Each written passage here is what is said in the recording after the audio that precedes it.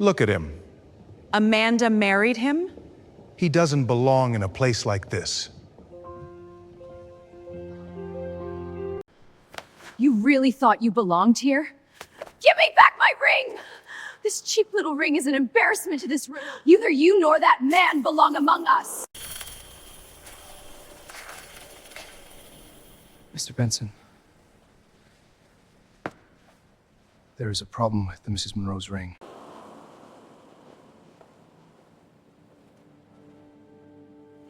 As in Monroe?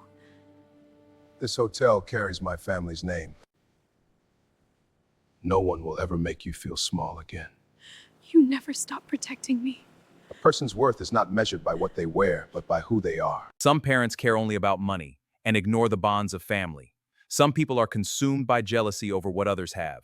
They constantly look for ways to hurt those who are kind and good-hearted. But in the end, every one of them will have to face the consequences of their actions. In this story, a kind-hearted young woman finds herself deeply loved and cherished by a billionaire's family. Their love endures every challenge, and together they build a truly happy and fulfilling life. Stay until the end to enjoy this wonderful story. And don't forget to subscribe to the channel for more captivating and heartwarming stories. Greenwich, Connecticut. Saturday morning. 9:17 a.m. The Hargrove family home stood on one of the most expensive streets in Greenwich. From the outside, it looked perfect. White stone walls. Fresh paint. Luxury cars in the driveway. The kind of house that made people assume the family inside had everything. They didn't. Charles Hargrove had spent 23 years working for an insurance company in Hartford just to keep the mortgage paid. His wife, Diane Hargrove, spent most of her time making sure nobody found out. Today was supposed to be the happiest day of her life. Both of her daughters were getting married. On the same day. Not because of romance. Because hosting 2 weddings would cost too much. In the living room, Chloe Hargrove sat in a custom Vera Wang wedding gown, while a professional styling team adjusted every strand of her hair. Everything had been paid for by the family of her wealthy fiancé, Victor Martins. Diane loved reminding people of that. Upstairs, Amanda Hargrove stood alone in a small bathroom. No stylist. No makeup artist. No photographer. Just a mirror and a handful of hairpins. She didn't complain. Amanda never complained. She learned long ago that complaining rarely changed anything. Especially when you were the less favored daughter. A knock sounded downstairs. A few seconds later, Diane's voice echoed through the house.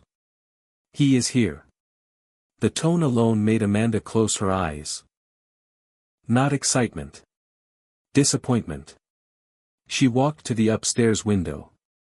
Outside sat a silver Ford F-150. A 5-year-old truck. Nothing fancy. Nothing impressive. Beside it stood Marcus Monroe. Tall. Broad-shouldered. Dark-skinned. 38 years old. Wearing blue jeans, brown boots, and a plaid flannel shirt. No limousine. No flowers. No expensive watch. No designer suit. Just Marcus. The silence downstairs felt heavy. Then Diane spoke. Loud enough for everyone to hear. "A pickup truck." Nobody answered. Diane shook her head. "My daughter is getting married, and her groom arrives in a pickup truck." A few guests laughed awkwardly. Charles folded his arms. At least he could have rented something for today. Amanda felt her stomach tighten. Not because she was embarrassed. Because she was tired. Tired of hearing the same thing. The same judgment. The same assumptions. Every single time Marcus entered a room. When Amanda walked downstairs, Marcus looked up. His expression changed immediately. A small smile. Nothing dramatic. Just genuine happiness. For a moment, everything else disappeared. Then Diane stepped forward. Her eyes moved, from Marcus's boots to his shirt. You couldn't find a suit. The room became uncomfortable. Marcus remained calm. This is what I'm comfortable wearing. Charles chuckled. I suppose our standards are different. More uncomfortable laughter. Amanda saw several people look away. Nobody defended Marcus. Nobody except her. He looks fine. Diane sighed dramatically. Of course you would say that. Marcus never responded. That bothered them more than anger would have. Because they wanted a reaction. They wanted him to feel small. And he refused. A few minutes later, Charles pulled Amanda aside. You still have time. Amanda already knew what was coming. You can cancel this. No. Think carefully. I have. Charles lowered his voice. You're throwing your life away. Amanda looked toward the front door. Marcus was standing outside again. Waiting patiently. Not checking his phone. Not pacing. Not complaining. Just waiting. The way he always did. You don't know him, Amanda said. Charles laughed. I know enough. No, Dad. Amanda's voice hardened. You know what his truck looks like. You know what his clothes look like. That's not the same thing. Before Charles could answer, Chloe approached. Her smile looked sympathetic. Which somehow made it worse. Are you really sure? Amanda looked at her sister. What do you mean? Chloe hesitated. Then said it. The thing everyone had been thinking. The truth is people are talking. Amanda said nothing. Chloe continued. They don't understand why a woman like you would choose a man like him. Amanda stared at her. A man like him? Chloe shifted uncomfortably. You know what I mean. Amanda did know. Everyone knew. A white family from Greenwich. A black man driving a pickup truck. People talked. They always had. But Marcus had never once mentioned it. Not once. Not even when Diane made comments. Not even when strangers stared. Not even when Charles treated him like an inconvenience. Marcus simply smiled and moved on. Amanda had always admired that. At 11 o'clock, they were married in a simple ceremony at Greenwich Town Hall. No luxury ballroom. No orchestra.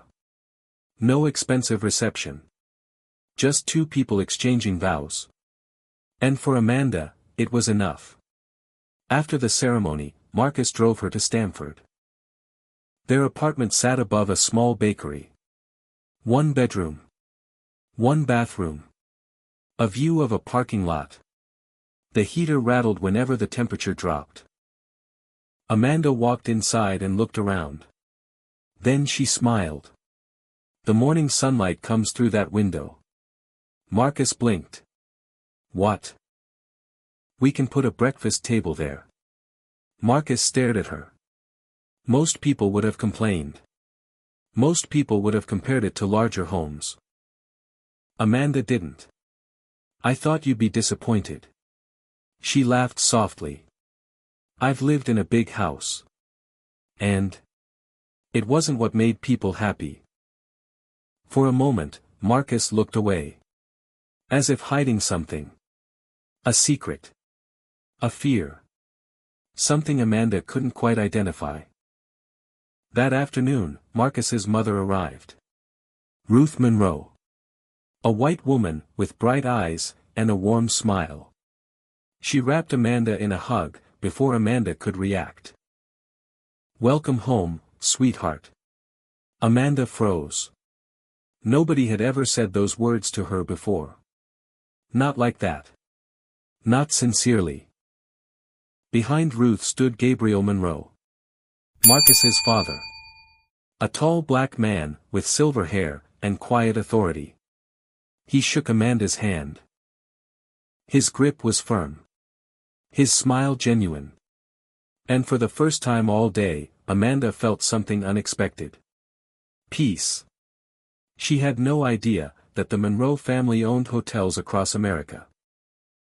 She had no idea that Monroe Capital controlled billions of dollars in assets. She had no idea that the man sitting beside her at the kitchen table would one day walk into a ballroom and silence an entire room with a single sentence. At that moment, Marcus Monroe was simply her husband. The man everyone mocked. The man everyone underestimated. The man they believed was poor. And before long, that mistake was going to cost them everything. 3 weeks after the wedding, Amanda Monroe still woke up every morning believing she had made the right decision. The apartment in Stamford was small. The refrigerator made strange noises. The heater rattled whenever the temperature dropped. The parking lot outside her window was hardly a breathtaking view. Yet she was happier than she had ever been in Greenwich. For the first time in her life, nobody compared her to Chloe. Nobody measured her worth against money. Nobody made her feel like a disappointment. At least not inside her home. Outside was a different story. It started on a Wednesday morning. Ruth Monroe called shortly after breakfast. "Amanda, sweetheart, would you do me a favor?" "Of course. The Westchester house needs help, while your father-in-law and I are traveling. Just a few weeks. Some cleaning. Some organizing. Nothing difficult." Amanda agreed immediately. She liked Ruth. More importantly, Ruth never spoke to her, as if she owed anyone something. The following Monday, Amanda arrived at the Monroe estate. At least that was the name written on the mailbox. She assumed it was simply a family property. A large family property. Nothing more. The estate sat behind iron gates on 14 acres of land in Westchester County. Amanda had never seen anything like it. Yet nobody treated it as something extraordinary. The gardeners worked quietly. The staff moved naturally. Marcus never mentioned it. Neither did Gabriel. Neither did Ruth. So Amanda never asked questions. That was her mistake. Because everyone else already knew exactly who Marcus Monroe was. Everyone except her. The employees knew. The executives knew. The hotel managers knew. The board members knew. And for reasons Amanda could not understand, they all remained silent. Especially Marcus. The first sign of trouble arrived on Friday afternoon. A black Mercedes stopped in front of the estate. A blonde woman stepped out. Tall. Elegant. Expensive. The kind of woman who looked like she belonged on magazine covers.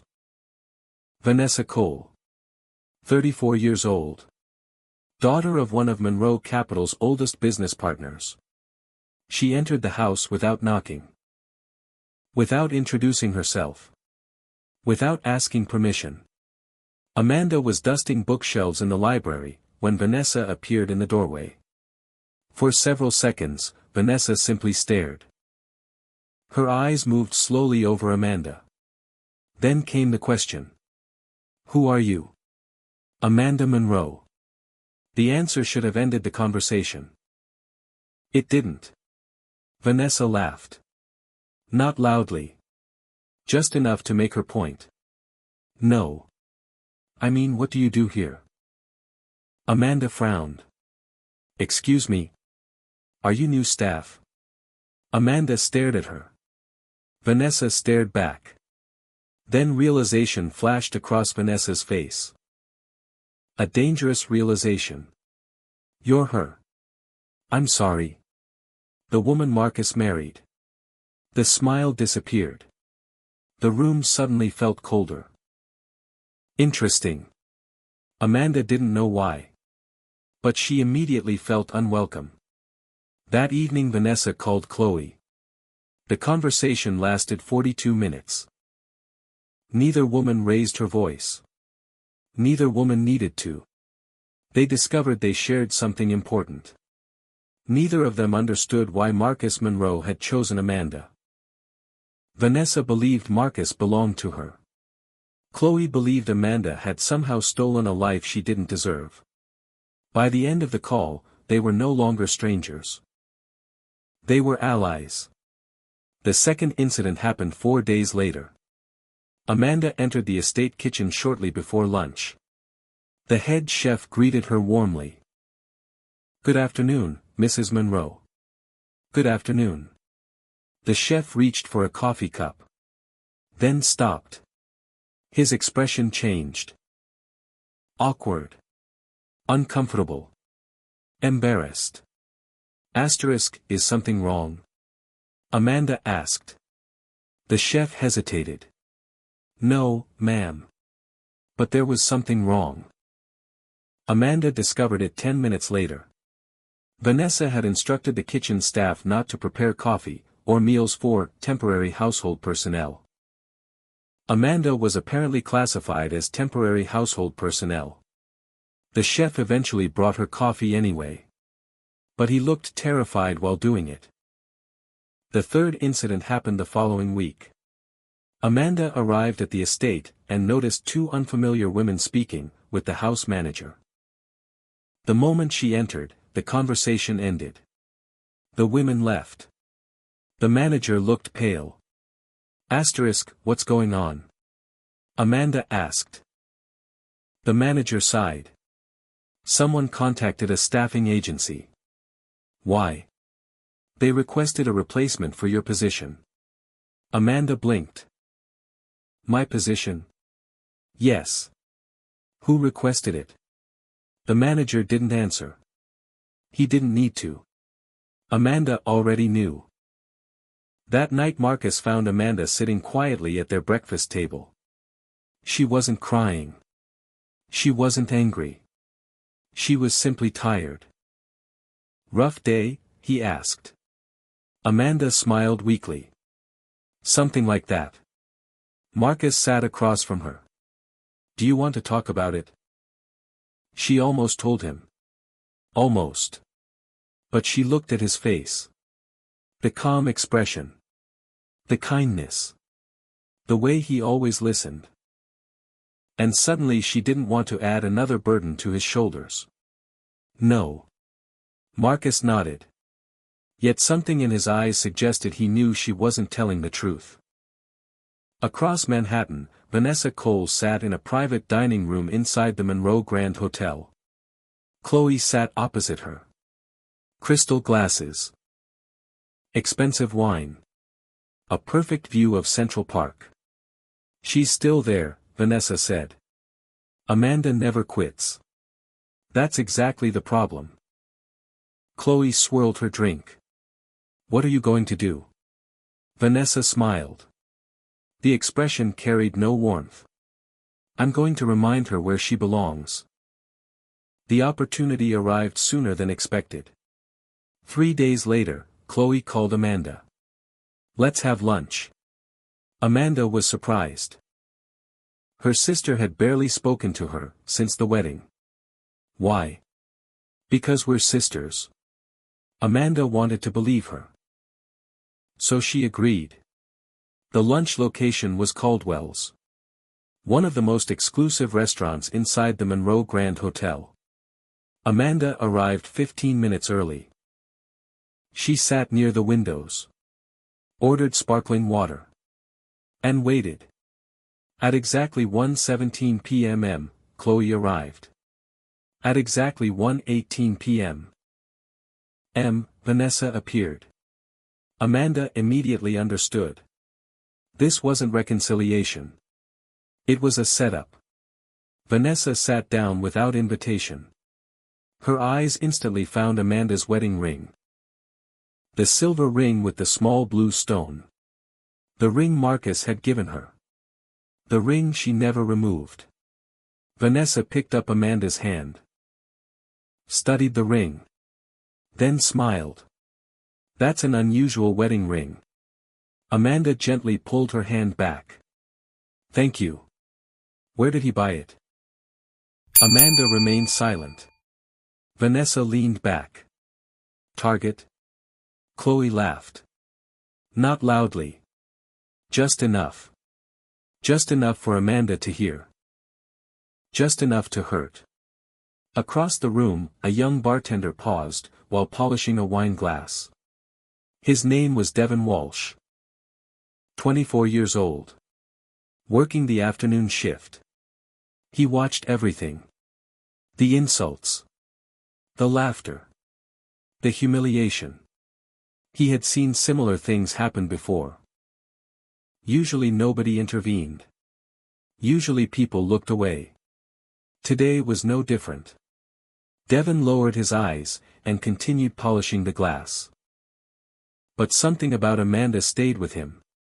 The way she remained calm. The way she refused to fight. The way she quietly endured what others would never tolerate.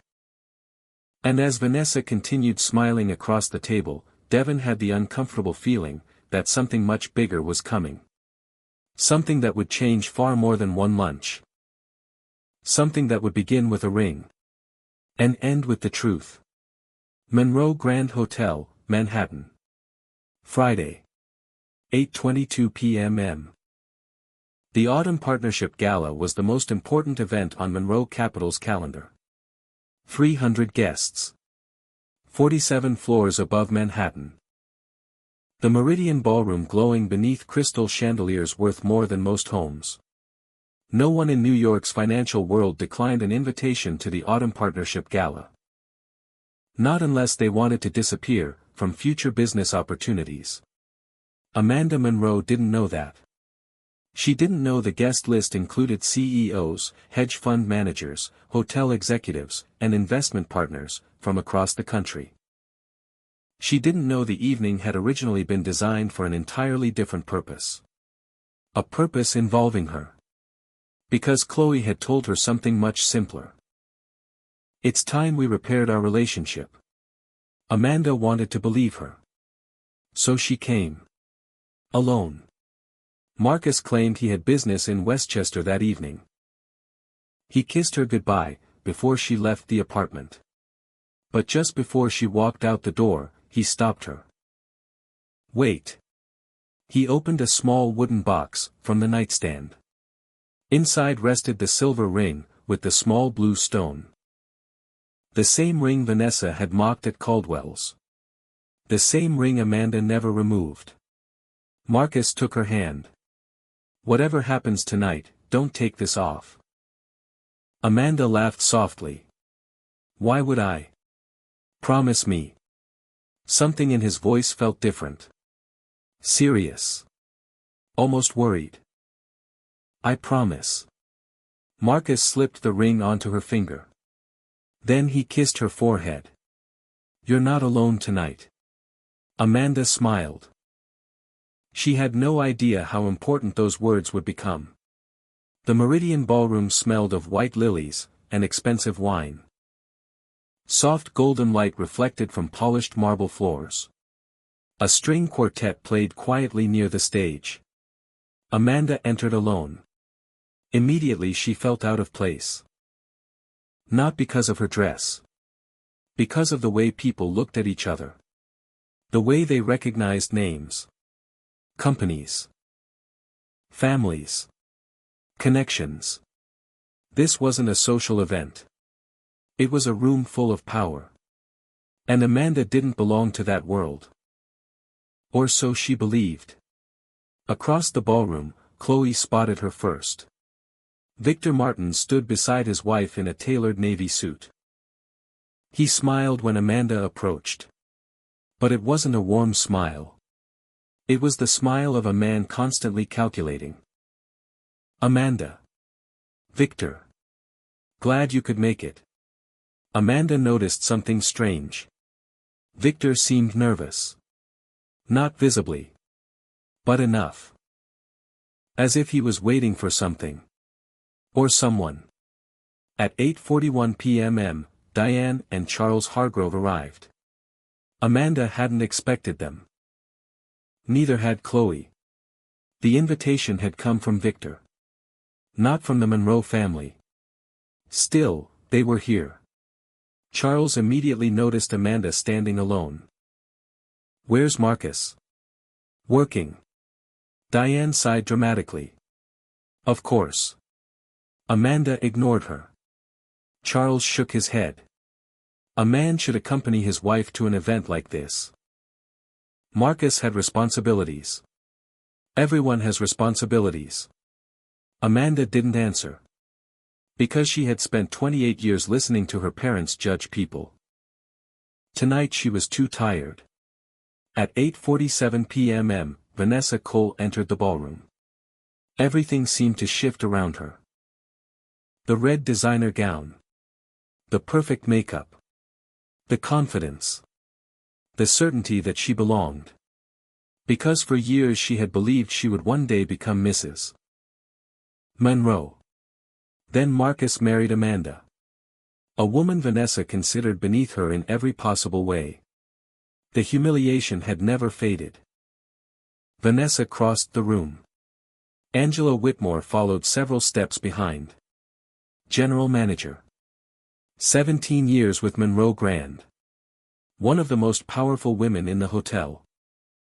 Vanessa stopped in front of Amanda. No greeting. No smile. Just cold eyes. I didn't expect to see you here. Amanda remained calm. I was invited. Really? Vanessa looked around. Interesting choice. Chloe shifted uncomfortably. Even she sensed danger. But Vanessa wasn't finished. Then again, she continued, some people don't realize, when they're in the wrong room. Several nearby guests overheard. Nobody interrupted. The conversation should have ended there. Instead, Charles Hargrove made it worse.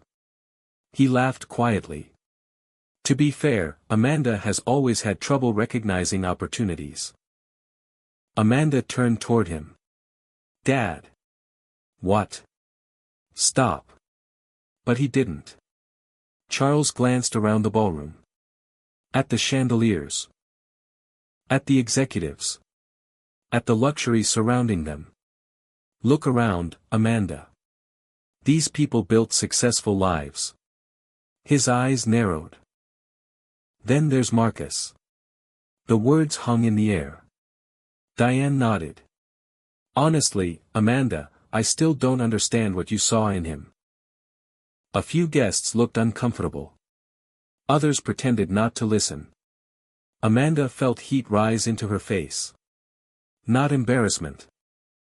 Anger. For years she had tolerated this. Tonight felt different. You don't know him. I know enough, Charles replied. No, you don't. Amanda, he's a man driving an old pickup truck. Amanda opened her mouth. Then stopped. Because Vanessa suddenly noticed the ring. The silver ring. The blue stone. Marcus's ring. A slow smile spread across her face. Dangerous. Cruel. Delighted. Let's talk about this. Amanda instinctively stepped back. Too late. Vanessa reached forward. Grabbed Amanda's left hand. And lifted it. This ring. Several nearby conversations stopped. Asterisk, what about it? Amanda asked. It's embarrassing. The room grew quieter. Asterisk, Vanessa. Chloe whispered. No. Vanessa raised the ring higher. 300 guests in this ballroom. More people turned. And you're wearing this? Amanda tried pulling away. Vanessa held tighter. Let go. Why? Vanessa laughed. Because the truth hurts. The music seemed distant now. People were watching. Dozens. Then hundreds. Angela Whitmore remained silent. Victor remained silent. Charles remained silent. Diane remained silent. No one stepped forward. Not one person. Then Vanessa spoke the sentence, that would change everything. A cheap ring like this doesn't belong in a room like this. And before Amanda could react, Vanessa pulled the ring from her finger. Gasps erupted around the ballroom. Amanda froze. For 1 second. 2. 3. Vanessa held the ring beneath the chandelier lights. Examining it. Mocking it. Displaying it. Then she opened her fingers. The ring fell. Metal struck marble. The sound echoed through the ballroom. The quartet stopped playing. Complete silence. The ring rolled across the floor. Spinning. Turning. Gliding through reflected golden light. 300 people watched. No one moved. The ring continued rolling. Past tables. Past polished shoes. Past stunned faces. Then finally, it stopped. Directly at the feet of a man standing near the ballroom entrance. A tall black man wearing blue jeans, brown boots, and a plaid flannel shirt. Marcus Monroe. For several seconds, nobody spoke. Then Charles Hargrove laughed. The sound broke the silence. "Well," he said loudly, "looks like it found its owner." A few nervous guests chuckled. Vanessa smiled. Victor smiled. Diane smiled. They thought the humiliation was complete. They thought Marcus would lower his head, pick up the ring, and leave. Instead, Marcus slowly bent down, picked up the ring, and stared at it. His expression never changed. Not anger. Not embarrassment. Something else. Something colder. Across the ballroom, a young bartender stopped polishing a wine glass. Devon Walsh. He had witnessed every insult. Every humiliation. Every abuse of power, over the last 3 weeks. And now he had watched a woman publicly disgrace Marcus Monroe's wife. Inside Monroe Grand. Inside the building carrying the Monroe name. Devon's heart began pounding. Because unlike almost everyone else in the room, he knew exactly who Marcus Monroe was. And suddenly he realized this night was about to become something no one would ever forget. Devon set the wine glass down. Then he started walking toward the internal telephone. The ballroom remained silent. 300 guests stood frozen beneath the crystal chandeliers. Amanda stared at Marcus. Marcus stared at the ring in his hand. The silver band reflected the golden light of the Meridian Ballroom. For a moment, nobody moved. Nobody spoke. Then Vanessa Cole smiled. The kind of smile people wear, when they believe they have won. "There," she said loudly. "Now that's where it belongs." A few nervous laughs drifted through the room. Amanda felt her stomach twist. Not because of the ring. Not because of the humiliation. Because she suddenly realized nobody intended to stop this. Not her parents. Not Chloe. Not Victor. Not Angela Whitmore. No one. Marcus slowly slipped the ring back, onto Amanda's finger. His movements were calm. Careful. Gentle. Then he looked directly into her eyes. "Are you all right?" Amanda nodded. She wanted to say something. But before she could answer, Angela Whitmore stepped forward. The general manager's voice was cold and professional. "Sir, I believe it's time for you to leave." Marcus looked at her. "Excuse me. This is a private event." Amanda blinked. "He's my husband." Angela ignored her. Security. 2 guards immediately began walking toward Marcus. The entire ballroom watched. Charles Hargrove folded his arms. Diane shook her head. Victor Martin smirked. Vanessa looked delighted. Amanda stepped between Marcus and the approaching guards. "What are you doing?" Angela's expression didn't change. "Maintaining standards." Marcus laughed softly. Not because it was funny. Because it was familiar. The guard stopped a few feet away. One of them cleared his throat. "Sir, we're going to have to ask you to leave." "Why?" "This event is restricted." Marcus glanced around the ballroom. "I noticed." The guard shifted awkwardly. "Please don't make this difficult." Before Marcus could answer, Charles Hargrove spoke. Loudly. For everyone to hear. "Honestly, this should have happened earlier." Amanda turned. "Dad, stop." "No." Years of judgment poured out of him. Years of assumptions. Years of believing he understood everything. This man has embarrassed our family from the day he appeared. The room grew even quieter. "Dad." A pickup truck. Work boots. Flannel shirts. Every single time. Charles pointed toward Marcus. "Look around this room." His voice rose. "Does he look like he belongs here?" Several people looked away. Others stared directly at Marcus. Nobody defended him. Not one person. Vanessa crossed her arms. "I have to agree."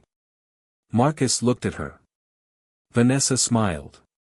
"I truly don't understand what Amanda saw in you." Diane joined in. "Neither do we." Amanda felt sick. Every sentence made things worse. Every word revealed something ugly. And still Marcus remained calm. The guards moved closer. "Sir." Marcus finally looked at them. "You really want me to leave?" "Yes." "Interesting." The guard frowned. "Why?" Marcus slowly turned. His eyes moved across the ballroom. Across the marble floors. Across the chandeliers. Across the walls bearing the Monroe name. Then he spoke. "Because that might be difficult." Angela sighed. "Why?" Marcus pointed upward toward the gold logo mounted above the ballroom entrance. "Monroe Grand." A few guests followed his gaze. Then Marcus answered. "Because I own this building." Silence. 1 second. 2. Then laughter erupted. Not from everyone. But from enough people. Charles Hargrove laughed first. A loud, confident laugh. Victor Martins joined him. Vanessa laughed so hard she nearly spilled her drink. Even Angela Whitmore smiled. "Of course you do." The sarcasm was obvious. Marcus said nothing. Charles wiped tears from his eyes. "This is unbelievable." Victor shook his head. "Amanda, are you hearing this?" More laughter. More whispers. More disbelief. Amanda stood completely still. She didn't laugh. Because something about Marcus's face worried her. He wasn't joking. Not even a little. Then the elevator doors opened. The sound echoed across the ballroom. Ding. One simple sound. Yet it instantly pulled attention away from Marcus. Every head turned. A man stepped out. Richard Benson. General Manager of Monroe Grand. 19 years with the company. One of the most respected executives in the hospitality industry. Behind him came 2 assistants. Then another figure appeared. Older. Taller. More commanding. Gabriel Monroe. The room changed immediately. Executives straightened their posture. Managers stopped talking. Several employees looked nervous. Because everyone knew who Gabriel Monroe was. Chairman of Monroe Capital. Founder. Billionaire. Legend. Angela Whitmore hurried forward. Mr. Benson, this is a misunderstanding. I'm handling. Angela. Benson's voice cut through the room. Sharp. Controlled. Dangerous. Stop talking. Angela froze. For the first time all evening, uncertainty appeared on her face. Benson walked directly toward Amanda. Toward Marcus. Toward the ring. He stopped. Then something happened that nobody expected. Richard Benson lowered his head. Not slightly. Not casually. Respectfully. Formally. The ballroom went silent. Madam Monroe, he said. I sincerely apologize for what happened tonight. No one breathed. Amanda stared at him. Confused. Completely confused. What? Benson looked up. This should never have happened in a Monroe property. The words hit the room like an explosion. Monroe property. Madam Monroe. Apologize. The pieces began connecting. Slowly. Painfully. Terrifyingly. Vanessa's smile disappeared. Victor stopped breathing for a moment. Charles looked confused. Diane looked confused. Angela looked terrified. Then Gabriel Monroe stepped forward. His dark eyes settled on Vanessa. Miss Cole. The room immediately fell silent again. Gabriel rarely raised his voice. He didn't need to. You threw my daughter-in-law's wedding ring onto the floor. Vanessa swallowed. Mr. Monroe, I didn't realize. Exactly. Gabriel interrupted. That is the problem. His gaze shifted toward Charles and Diane. And some of you seem equally confused. Amanda slowly turned toward Marcus. Her heartbeat thundered inside her chest. Questions flooded her mind. Too many questions. Marcus met her eyes. For the first time all evening, he looked afraid. Not of Gabriel. Not of Benson. Not of the room. Of her. Because he knew what came next. Amanda looked up at the golden letters mounted above the ballroom. Monroe Grand. Then back at Marcus. Then Gabriel. Then Benson. Everything suddenly felt different. Everything. M. Her voice barely worked. M as in Monroe.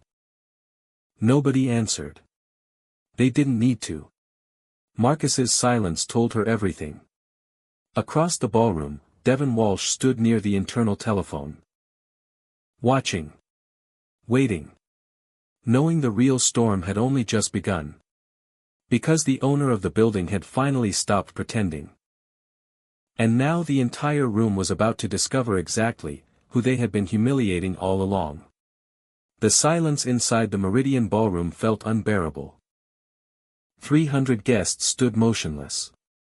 300 people trying to process the same impossible truth. Marcus Monroe. The man in blue jeans. The man in work boots. The man Charles Hargrove had mocked for weeks. The man Vanessa Cole had publicly humiliated. The man security had been ordered to remove. Owned the building. Amanda could barely hear her own breathing. Her eyes remained fixed on Marcus. Every memory from the past 3 weeks flashed through her mind.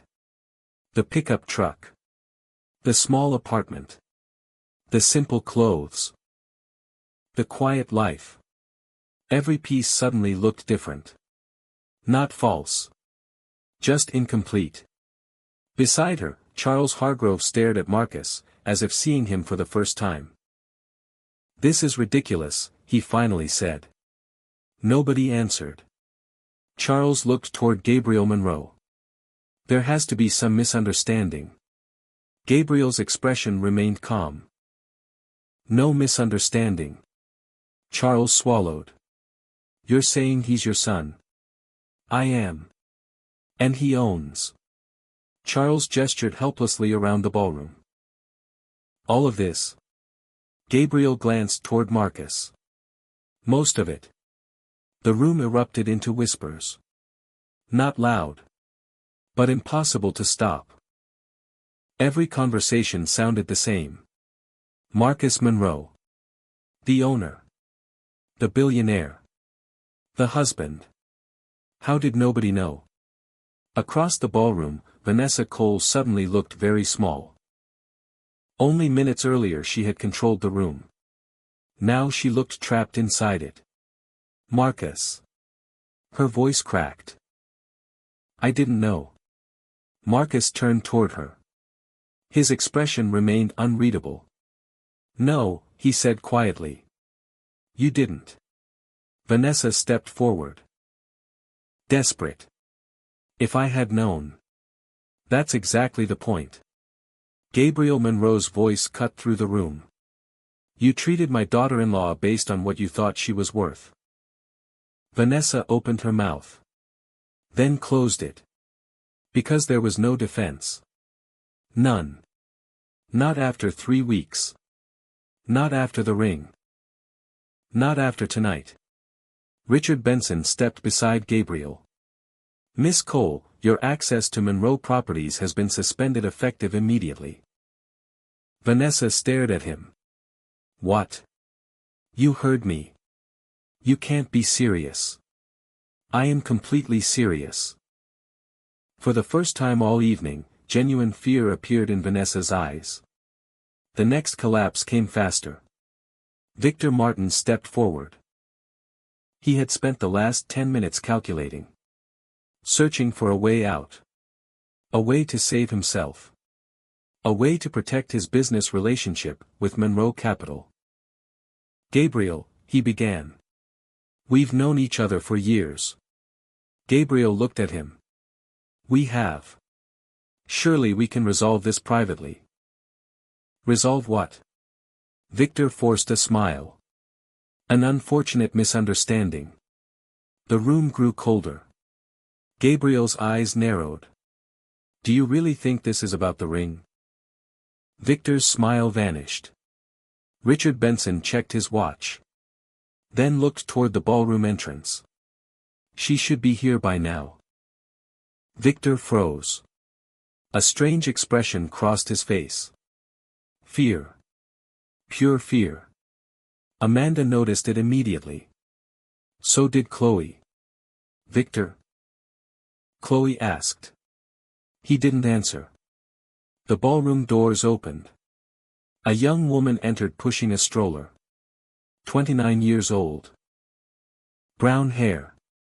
Nervous eyes. Holding a folder against her chest. She stopped when she saw the crowd. Then looked directly at Victor. Every color disappeared from Chloe's face. Who is that? Victor remained silent. The woman answered for him. My name is Melissa Graham. The room became deadly quiet. And I think your husband knows exactly who I am. Chloe stared at Victor. What is she talking about? Victor looked trapped. Melissa slowly opened the folder. 18 months. She placed several documents on a nearby table. 847 text messages. More papers followed. 23 emails. Another stack. And a 4-month-old baby. The stroller sat quietly beside her. The entire ballroom seemed to stop breathing. Victor? Chloe's voice broke. Tell me she's lying. Victor said nothing. Not because he didn't want to answer. Because he couldn't. The evidence sat in front of everyone. Physical. Undeniable. Brutal. Amanda watched her sister's face change. Shock. Confusion. Pain. Then understanding. The kind of understanding that destroys something forever. Chloe stepped backward. One step. Then another. As if distance could somehow change reality. You promised me, she whispered. Victor reached toward her. Chloe, listen. Don't touch me. The words cut like glass. For the first time in years, Amanda felt sorry for her sister. Not because Chloe deserved sympathy. Because betrayal hurts no matter who experiences it. Meanwhile, Angela Whitmore looked ready to collapse. The general manager, who had spent 17 years building her reputation, now understood exactly how much trouble she was in. Richard Benson turned toward her. Angela. His voice was calm. Almost gentle. Which somehow felt worse. Yes, sir. Did you order security to remove Mr. Monroe? Angela swallowed. Yes. Without verifying his identity? Yes. Did you permit a guest to publicly humiliate Mrs. Monroe? Angela closed her eyes. Yes. Benson nodded. Thank you for your honesty. Nothing else. No shouting. No anger. Just those words. Angela knew exactly what they meant. Her career was over. At the center of it all stood Amanda. Still wearing the silver ring. Still struggling to understand everything. Marcus approached slowly. Not like a billionaire. Not like the owner of the building. Like a husband walking toward his wife. Nothing more.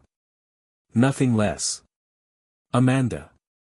She looked at him. 1,000 questions filled her mind. Yet only one mattered. How long? Marcus already knew what she meant. My entire life. Amanda looked away. The answer hurt more than she expected. Not because he was wealthy. Because he had hidden it. Why? Marcus hesitated. For the first time all evening, he seemed uncertain. Because I wanted someone to love me, before they loved what came with me. Amanda stared at him. The words sounded honest. Painfully honest. Yet they didn't erase the truth. You should have told me. I know. No excuses. No arguments. No defenses. Just honesty. At last. Around them, everything continued falling apart. Vanessa's future inside Monroe Capital was finished. Victor's secrets were exposed. Chloe's marriage was collapsing in real time. Angela's career was ending. Charles and Diane Hargrove stood silently watching the consequences of every assumption they had ever made. And none of them could stop it. Because sometimes a lie survives for years. Sometimes arrogance survives for decades. Sometimes cruelty becomes habit. But eventually the truth arrives. And when it does, everything built on those things comes crashing down. Amanda looked at the ring on her finger. The same ring Vanessa had thrown onto the marble floor. The same ring everyone had mocked. The same ring Marcus had begged her not to remove. Then she looked back at her husband. The man she thought she knew. The man she clearly didn't. And for the first time, since entering the ballroom, she realized the biggest battle of the night was not between Marcus and the people who had humiliated him. It was between Marcus and the woman he loved. Because the truth was finally out. And now Amanda had to decide what to do with it. The ballroom was still full. 300 guests. 300 witnesses. Yet Amanda Monroe had never felt more alone. The conversations around her sounded distant. Muted. As if she were standing underwater, while the rest of the world existed somewhere far away. Vanessa Cole sat frozen near one of the tables. Victor Martins looked like a man watching his life collapse in real time. Angela Whitmore stood silently beside Richard Benson. But Amanda saw none of them. She only saw Marcus. The man she loved. The man who had lied to her. The man who had protected her. The man she suddenly wasn't sure she knew at all. Marcus took a step forward. Amanda. She raised a hand. Not in anger. Not dramatically. Just enough to stop him. For the first time, since their wedding day, Marcus Monroe looked uncertain. Not because of shareholders. Not because of billion-dollar deals. Not because of public humiliation. Because Amanda might walk away. And that possibility terrified him. You knew this would happen. Her voice was quiet. Marcus didn't answer immediately. Because there was only one honest answer. Yes. Amanda nodded slowly. I thought so. The words hurt more than shouting would have. Marcus looked down briefly. Then back at her. I didn't know exactly how it would happen. But you knew something would happen. Yes. Amanda closed her eyes. Everything suddenly made sense. The strange warning before she left the apartment. The ring. The way Marcus had insisted she keep it on. The tension in his voice. He had known. Not every detail. But enough. Enough to prepare. Enough to watch. Enough to let it happen. When were you going to tell me? Marcus swallowed. I don't know. Amanda laughed softly. A sad laugh. The kind that comes when disappointment finally finds words. That's not an answer. I know. Then give me one. The silence stretched between them. Finally Marcus spoke. The truth? Amanda nodded. The truth. I was afraid. The answer surprised her. Not because she expected arrogance. Because Marcus Monroe looked genuinely ashamed. A billionaire afraid? A bitter smile touched his face. You'd be surprised. Amanda crossed her arms. Explain. Marcus glanced around the ballroom. Hundreds of people were pretending not to listen. Every single one of them listening anyway. Amanda, do you know how many people have wanted something from me? She said nothing. Marcus continued. Since I was 22 years old, people have wanted access. His voice remained calm. Access to my money. My influence. My family. My companies. Amanda listened. I've had women tell me they loved me, after knowing me for 2 weeks. His eyes darkened. I've had business partners become friends, until contracts ended. He glanced briefly toward Vanessa. I've had people create entire relationships based on what they thought I could give them. Amanda followed his gaze. Vanessa immediately looked away. Marcus looked back at Amanda. So I stopped trusting first impressions. And that gave you the right to lie? The question hit hard. Marcus didn't defend himself. No. Amanda blinked. No. No. For several seconds neither spoke. Then Marcus took a breath. The lie was wrong. Amanda stared at him. The entire thing? Yes. The apartment? Real. The truck? Real. The clothes? Real. The life? Also real. Amanda frowned. Marcus gestured toward himself. This is who I am. He pointed toward the ballroom. That isn't. Amanda looked around. The chandeliers. The executives. The wealth. The luxury. Marcus followed her gaze. I own it. His voice softened. But I don't live for it. For the first time, that night, Amanda saw something deeper beneath the deception. Not manipulation. Fear. Fear that if she saw everything, from the beginning, she might never see him. Only the empire. Only the money. Only the Monroe name. Still, the realization didn't erase the hurt. You should have trusted me. Marcus lowered his head.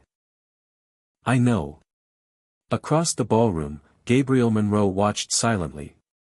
Beside him stood Ruth Monroe.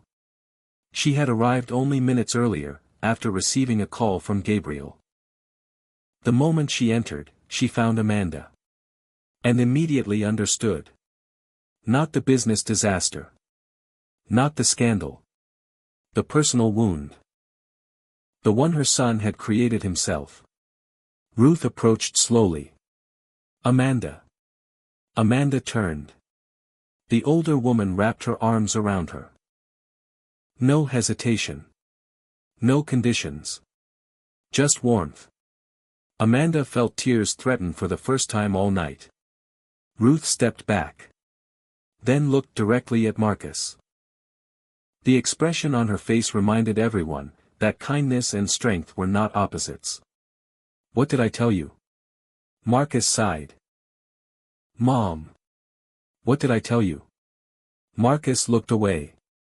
Ruth answered for him. I told you that trust grows from truth. Nobody spoke.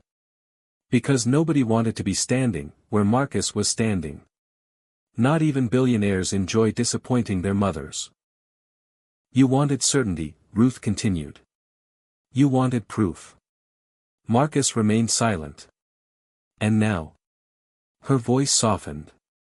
Now the woman you love is standing here hurt, because you couldn't risk being vulnerable. Amanda looked at Ruth. Then at Marcus. Then at the ring. The silver ring. The blue stone. The ring everyone had mocked. The ring Ruth had once worn herself. Suddenly Amanda understood something. The ring had never been a test. Marcus had given her the most important thing he possessed emotionally. Not financially. Emotionally. The one thing tied to his family. His history. His mother's trust. And she had worn it, without ever knowing its significance. Meanwhile, another realization was spreading through the ballroom. The guests had arrived expecting networking and champagne. Instead they were witnessing something far more powerful. Truth. Raw and uncomfortable. The exposure of character. Because money had revealed nothing tonight. Character had revealed everything. Vanessa's character. Victor's character. Angela's character. Charles and Diane's character. And now Marcus's. The difference was that Marcus wasn't hiding anymore. Amanda looked at her husband. You watched? Marcus nodded once. The admission hurt. From where? The executive office upstairs. Amanda exhaled slowly. You watched them humiliate me. Marcus closed his eyes briefly. Yes. The answer was brutal. Honest. Necessary. Amanda looked away. For a long moment she said nothing. Then finally. That was your biggest mistake. Marcus nodded. I know. Not because he had hidden his wealth. Not because he had lied. Not because he owned hotels. Because when she needed him most, he had waited. And both of them knew it. The realization settled heavily between them. Yet something else settled there too. Truth. Complete truth.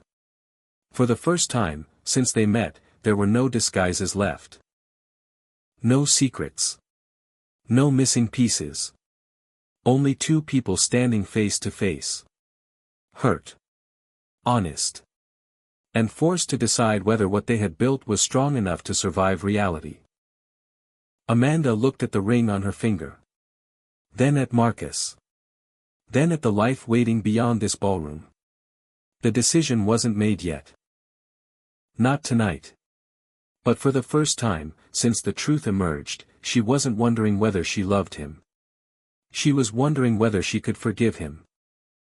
And those were two very different questions. 6 months later, the story that had begun, with a silver ring on a marble floor looked very different. Time had not erased what happened at the Meridian Ballroom. But time had revealed who people truly were after the spotlight disappeared. Because character is easiest to fake during a crisis. The real test comes afterward. When nobody is watching. When no headlines are being written. When forgiveness becomes harder than anger. And when rebuilding becomes more difficult than destruction. April. Midtown Manhattan. The conference room overlooked the city skyline. Morning sunlight reflected against the glass walls. Amanda Monroe sat at the head of the table reviewing scholarship applications. 37 candidates. 37 young women. Most came from families that looked remarkably similar to the one she grew up in. Teachers. Nurses. Office workers. Small business owners. People who worked hard but rarely received advantages. A framed plaque stood near the window. The Hargrove Foundation. Amanda had chosen the name herself. When journalists asked why she named the foundation, after her family, many expected a sentimental answer. Instead, she always said the same thing.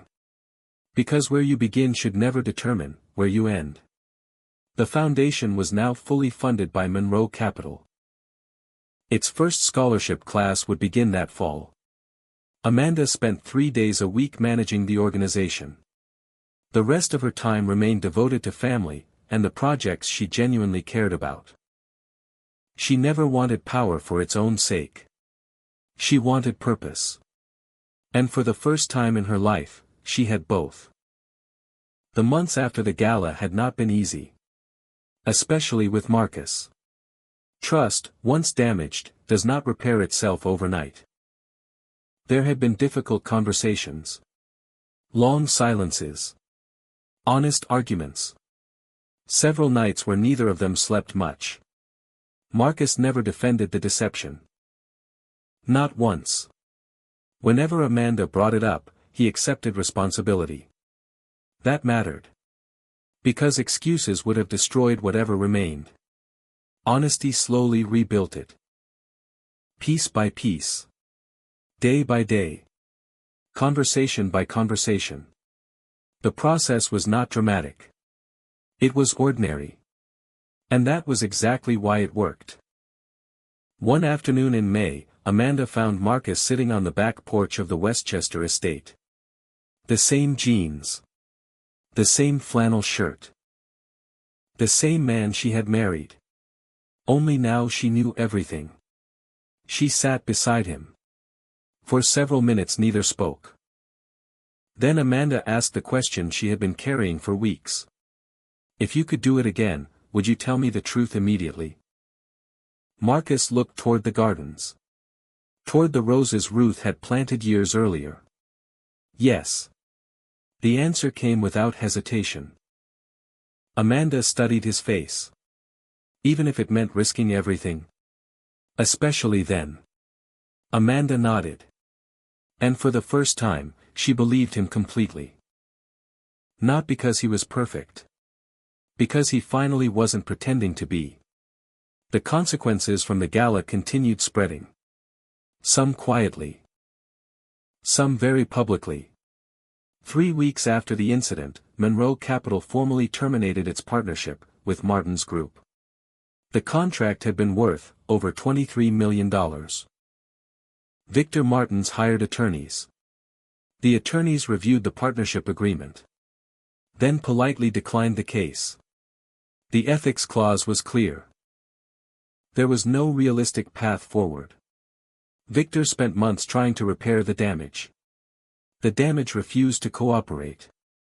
Melissa Graham filed her lawsuit in federal court. The evidence spoke for itself. 847 messages. 23 emails. 18 months of promises. 19 days later, the case was settled privately. The financial details never became public. But insiders understood one thing. The settlement was expensive. Very expensive. 3 days after the settlement, Chloe filed for divorce. For a long time Amanda didn't know how to feel about her sister. Some wounds were self-inflicted. Others were inherited. Chloe had spent years competing in a game neither sister created. A game their parents encouraged. A game based on comparison. On status. On approval. And eventually everyone lost. In December, Amanda received a Christmas card. No letter. No explanation. No apology. Just a simple white card signed. Chloe. Amanda kept it. Not because everything was fixed. Because it was a beginning. And sometimes beginnings matter. Vanessa Cole disappeared from Monroe Capital's world almost overnight. Her father's company lost multiple joint ventures. Several invitations stopped arriving. Several opportunities vanished. No formal announcement was ever made. None was necessary. Business communities remember. Especially communities built on reputation. Vanessa eventually relocated to Miami. Her name rarely appeared in conversations anymore. And when it did, people usually changed the subject. Angela Whitmore spent months searching for a new executive position. Luxury hospitality is a small industry. References matter. Reputations matter more. Applications went unanswered. Interviews never materialized. The lesson was painful. But unavoidable. Authority without integrity eventually collapses. Some outcomes were better. Far better. On a Monday morning in June, Devin Walsh opened an envelope from Monroe Capital. He read the letter once. Then twice. Then a third time. Because he was convinced he had misunderstood it. He hadn't. The promotion was real. Assistant manager. Then enrollment in Monroe Capital's management training program. A path that could eventually place him in executive leadership. Devin immediately called his mother. The first thing he told her was not about the promotion. It was about her medical debt. Every remaining dollar of it. Gone. Paid. For the first time in years, he heard relief in her voice. Real relief. And he knew the phone call he made that night in the ballroom had changed more than one life. Including his own. Meanwhile, Monroe Capital introduced a company-wide policy known as the Dignity Protocol. Every employee received training. Every property implemented it. 31 locations nationwide. The policy was simple. No guest could be judged based on appearance. No guest could be removed because of assumptions. No employee could ignore dignity-related complaints. Violations would be investigated immediately. Some executives initially considered the protocol unnecessary. Until Gabriel Monroe reminded them of one fact. One woman was humiliated in our hotel, because too many people believed they already knew her value. After that, objections disappeared. June. Westchester. Friday morning. 7:03 a.m. Sunlight streamed through the kitchen windows. Birds moved through the garden outside. Amanda sat at a small breakfast table near the window. The same table from the Stanford apartment. The same table she refused to leave behind when they moved. Marcus sat across from her reading the newspaper. Coffee steamed gently between them. Peacefully. Ordinarily. Exactly the way Amanda liked it. She watched him for several moments. Then smiled. Marcus. He lowered the paper. Yes. Amanda wrapped both hands around her coffee cup. For a second, she simply looked at him. Then she spoke. I forgave you 3 weeks ago. Marcus froze. Completely. Amanda laughed softly. I just needed to make sure I was forgiving you, from strength, not exhaustion. The newspaper slowly lowered onto the table. Neither spoke. Then Amanda continued. You lied. Marcus nodded. I know. You tested something that shouldn't have been tested. I know. And you hurt me. His eyes softened. I know that too. Amanda smiled. Then she placed one hand over her stomach. A small gesture. A simple gesture. One that changed everything. Our child is going to grow up in a house without secrets. For perhaps the first time in years, Marcus Monroe had absolutely nothing to say. The billionaire. The hotel owner. The executive who negotiated deals worth hundreds of millions. Speechless. Completely speechless. Then he laughed. Not the polite laugh used at business dinners. Not the controlled laugh used in board meetings. A real laugh. The laugh of a man who had finally discovered where he belonged. Amanda looked down at her left hand. The silver ring remained there. The small blue stone caught the morning sunlight. The same ring people once mocked.